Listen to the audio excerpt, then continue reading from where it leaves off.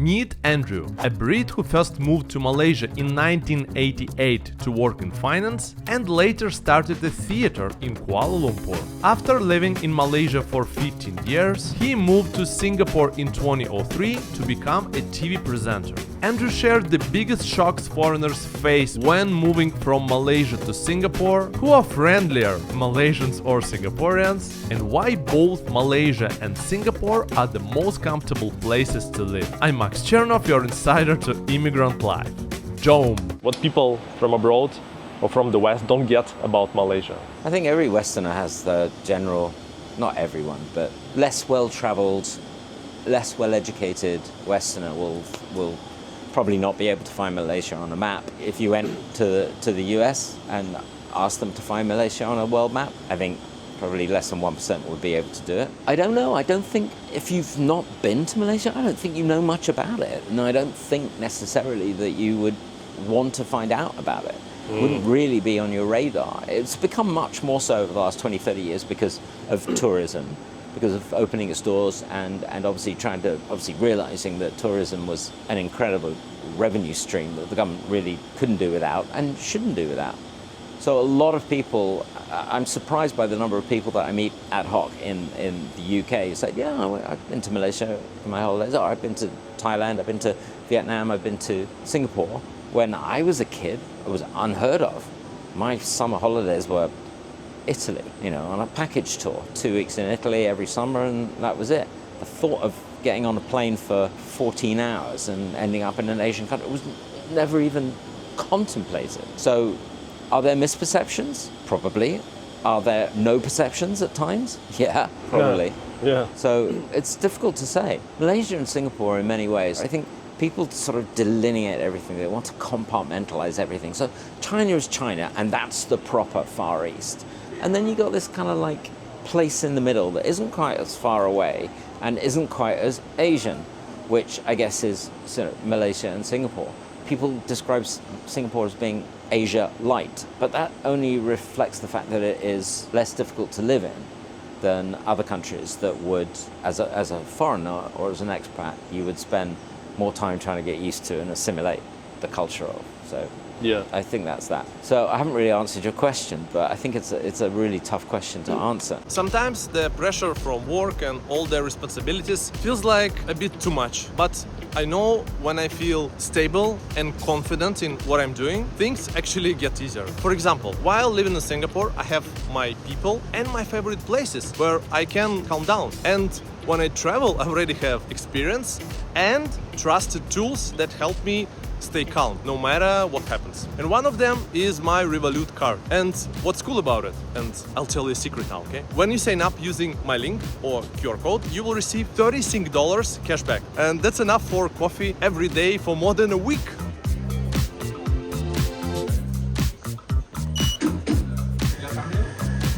It's a good deal to pay with my Revolut card, and over 50 million people think so too. And since it's a financial super app, you get tons of cool features with it. For example, when I travel, I don't have to stress because I can get my eSIM right in the Revolut app and be online in over 100 countries. Thank you, bro.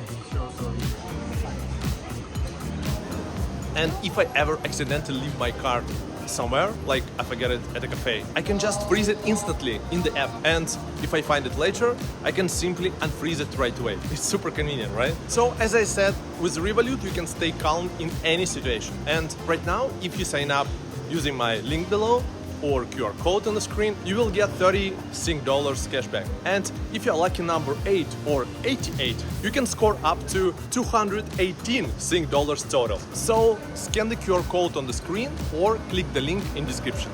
I think people in the financial markets will have their say as to what has happened financially in Malaysia over the last 25, 30 years. A lot of people know about some of the things that took place among the government and prime ministers, etc., etc.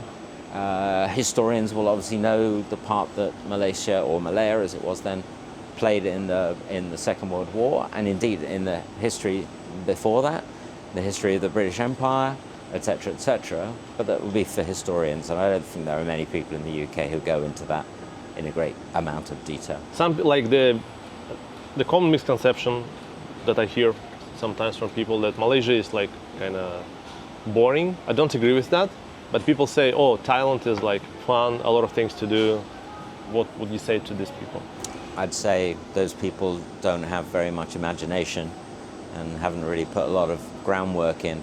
There's plenty to do in Malaysia. It's an absolutely beautiful country with some of the best natural resources in the world. It also has some of the most beautiful virgin rainforests. How was your relationship with Malaysia? So you like it straight away, or you like falling in love with the country, with the place gradually, or how was it? Kuala Lumpur, when I arrived there, was unrecognizable from what it is today.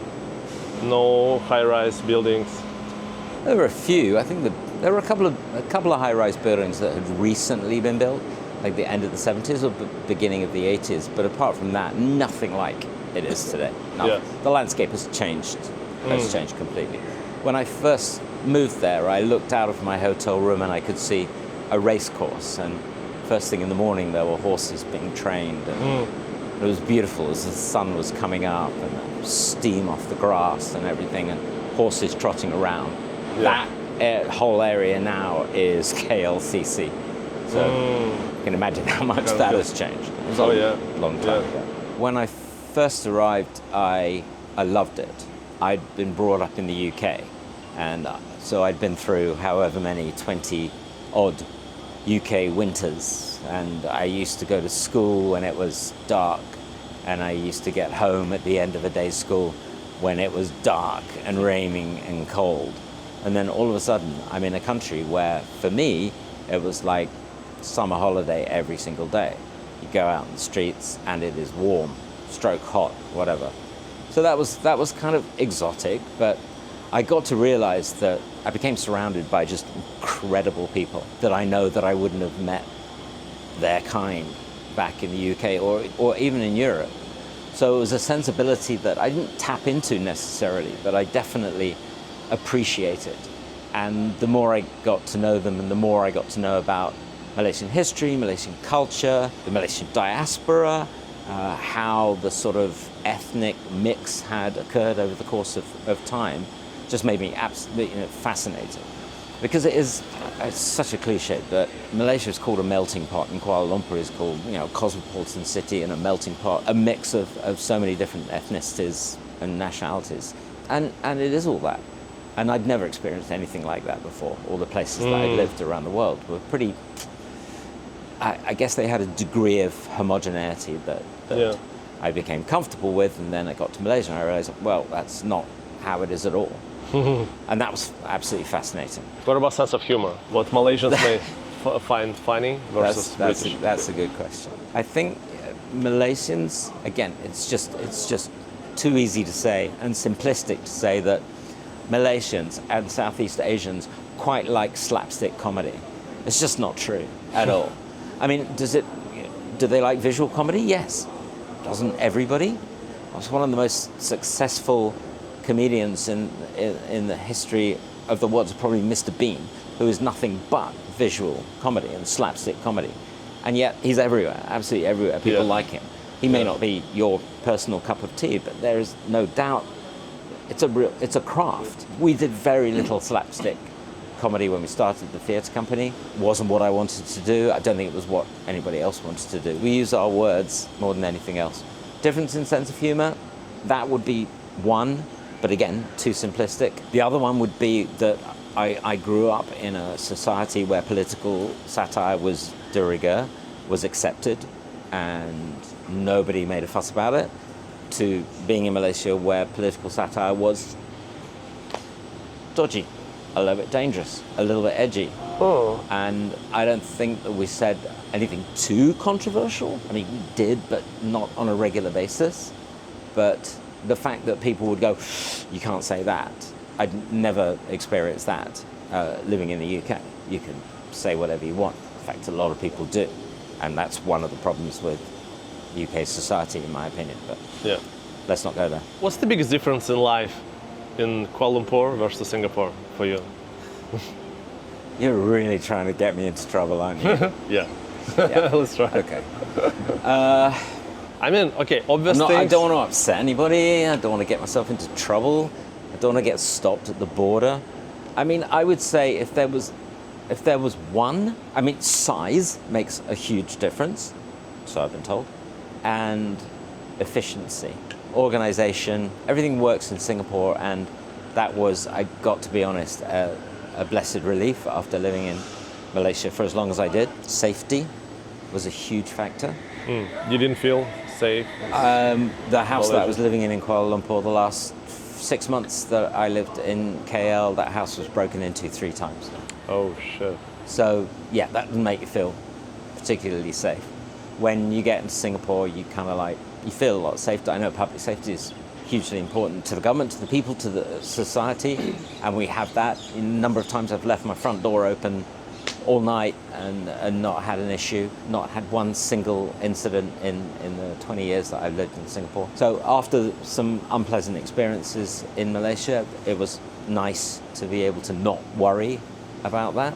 I don't want to get into too much detail about how I've been critical of various Malaysian governments in the past, because that's just not what I do anymore. When I came from Malaysia to Singapore, I had my political satire glands cauterized. I knew that, I came here for a completely different reason. So that was the end of that part of my career. Malaysian governments have been criticized for waste, not using the natural resources to the best of their ability, for a level of corruption. So I don't want to say that I'm disappointed that Malaysia has turned out the way that it has, because I still think there is hope, there is a chance.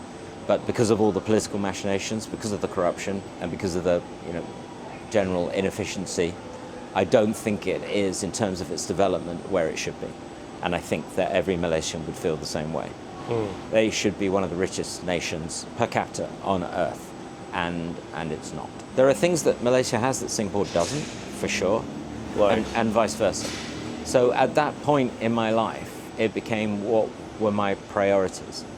And having left one career and gone into a completely new career, all I wanted to do was focus on my work. Yeah. And I wanted everything around that to be as seamless and as easy and as non-confrontational as possible. And Singapore provides that brilliantly. Some people say Singapore has less soul compared to Malaysia. Singapore is about money, people are robotic, they only want to work. What's your take on it? I do think the culture is different. I think it's too, again, simplistic to just sort of say Singapore has no soul, because I know that it does. And it's a really, really easy sort of button to push. Yeah, Singapore's got no soul. Malaysia has soul. Well, what does that mean? What does that actually mean? Does it mean that people's sensibilities are different? Does it mean that what they're looking for in life is different? Because I don't think it is. I think I'm going to get myself into trouble. I think the main difference between Singapore and Malaysia I can see is that the majority of Singaporeans have what I call, they've bought into the social contract. And the social contract exists between the population and the government. And it works along the lines of saying, we will provide you with this, this, this, and this as our population. But in return, you provide us with this, this, this, and this, and you don't worry your heads around this, this, and this. But it implies an integral trust between the people and the government. And the vast majority of Singaporeans trust the government to look after them. I think that was all part of sort of Lee Kuan Yew's thought process. Yeah. He turned around and said, I know what people want. The West was lecturing him on the lack of free speech in Singapore in the early 60s through to the 70s. And he turned around and said, I don't care what you think people want, and I don't care how much importance you attach to free speech. Let me tell you what people want. People want safety, good infrastructure, good education, good healthcare, and prosperity. The roof on Roof over their heads, housing. Yeah, of course, key. Yeah. That should have come up a lot earlier. And I think he's proven to be right. I think that, would you say the vast majority of people in Singapore are happy with their lot? happy to have signed that social contract where they trust the government and the government in turn trusts the people? I don't know. In Malaysia, I don't think that social contract exists because I think that there's not been that level of political stability that has enabled that kind of contract to be signed. Yeah, I think, like, speaking of Singapore, the country, the system and the social contract is structured the way, for example, HDB is like highly subsidized by government's accommodation for locals. And you kind of automatically, after you graduate from school, then uni, then NS for men, and then you kind of, if you don't go for it, for like having your HDB, probably you would like feel missing out. Because Right. like that's your money, that's the money for you. So you sign for it and then you need to work for it. So you kind of locked through these benefits of the system right away. And then it's hard to maybe get out of this like a typical path, let's say. There's 2 points here to discuss. One is the fact that in terms of home ownership, Singapore is, I think, one of the highest in the world, if not the highest. Yeah, if not the highest. Yeah, in terms of people who actually own their own homes. But yeah, I mean, prices of HDBs, as we all know, are going up. And I think more and more people are finding that they can't afford them. And I think it's a concern, and I think the government is concerned by it as well. I just, in a sort of free market capitalist situation, it's difficult to know what to do about it in a way where you're not, I don't know, being too interventionist or being too calculating as to what you think the economy should be and what you think the housing situation should be, because it has become a supply and demand situation, and obviously prices reflect that. But I think it is going to be a bit of a problem going forward, I feel. How your personality changed through this like 20 plus years in Singapore? I've always been able to work extremely hard for short periods of time, but never over a sort of concerted period of time. Yeah. And I think for the first year and a half where I was trying to establish myself at ESPN Star Sports, I had to work really, really hard. And it was head down. Yeah. So as I said, politically, not interested. I do not want to get involved at all. I'm not going to do any political satire. I'm here doing something completely different. I'm doing sports broadcasting. Leave your political issues behind you. And so that's what I did.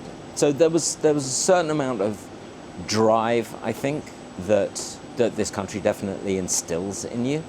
The fact that in order to be successful, you've got to work really, really hard. The motivation, I know for a lot of people is money and status. I get that. That wasn't for me particularly.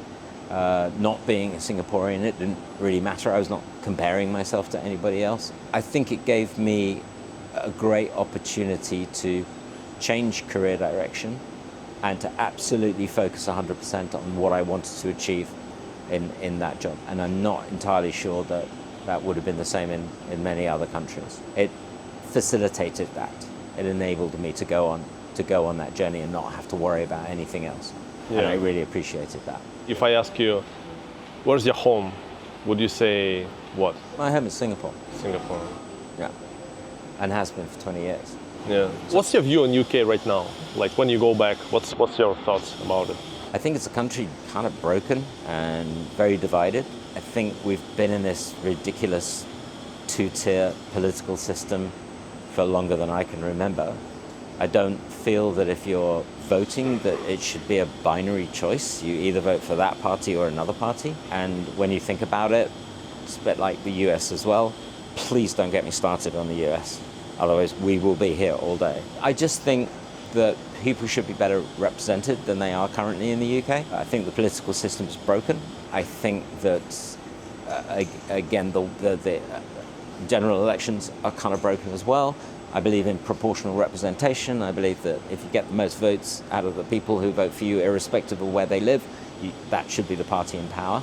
But that's just me. Brexit, I think, was a killer, but I think it reflected the zeitgeist and it reflected the opinions of a lot of disenfranchised and disassociated British people who just, wanted to screw everything up for the next generation. Okay, that's very cynical, but I honestly think it was like, our time. This is our opportunity to make our point.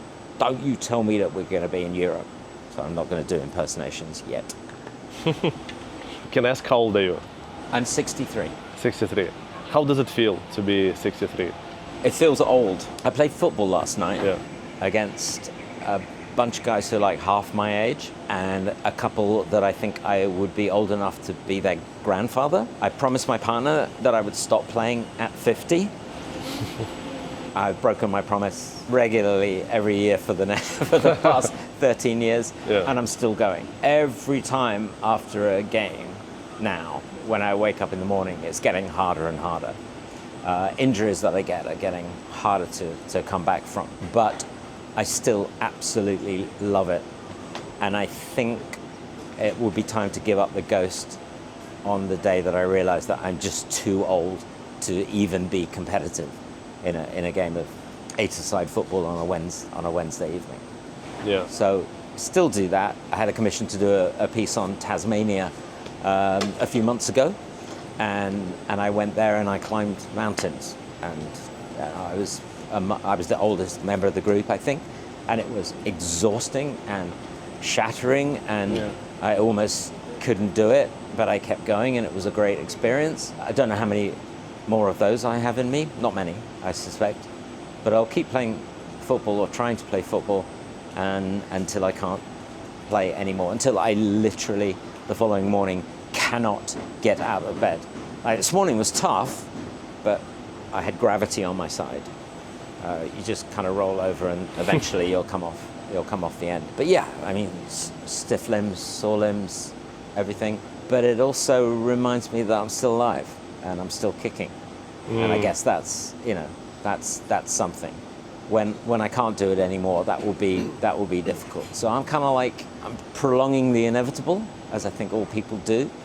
I mean, I'm very sanguine about the prospect of life and death, and I'm not a religious person, which either helps or doesn't help, depending on how you look at it. Yeah, I mean, it's been a wild ride. It's been a great life, an exciting life. So yeah, we'll see what the rest of life has to offer. But if it's nothing, yeah, I'll have regrets, but I'll also, be able to look back on an interesting life. Not the best life ever. I've never made money. I've never been rich or anything like that because it hasn't motivated me. I've never been interested in it, really, which is just as well because money is not interested in me at all. We have a terrible relationship. We hate each other, effectively. What's the meaning of life for you, if you figured it out? The only thing that I would say, and the way in which I try to live my life, is to be nice, be kind, think about others, don't always think about yourself, and get your priorities right. Get your values right. What's important to you as a human being, from a moral perspective, and also as a values-based perspective. And that will be different to everybody. But there is one thing that I think is irrefutable and incontrovertible, which is you've got to be kind to your fellow human beings. You can't be selfish. You've got to be giving. Just be nice. If I had to sum it up in 2 words, it would be nice. Don't always look to sort of further your own ambitions at the expense of others. Just be empathetic. I know this is also sort of touchy-feely and sort of new age and God knows what else, but I do believe in that. I think you should try and put yourself in other people's shoes as much as possible. Again, massive cliche, but I try to do that. I try to look at things from other people's perspectives and also how they would look at me. But if I had one piece of life advice that I would give people, it is don't judge people by your own standards. Because if you do, you will have a lifetime of misery. Yeah. And that doesn't mean to say that your values are correct, but it just means that if they're your values, that's what you respect. And if other people don't share them, you can't judge them for that, because it's just too easy, and it alienates you. Don't judge other people by your own standards. And I try to keep to that. I'm not very good at it. I don't think anybody is. It's very hard to do. But that's what I try to do. And when I get angry, because I do have a temper, I try to calm down. I try to look at things from the other person's perspective, and I say, we don't have the same values, so don't judge.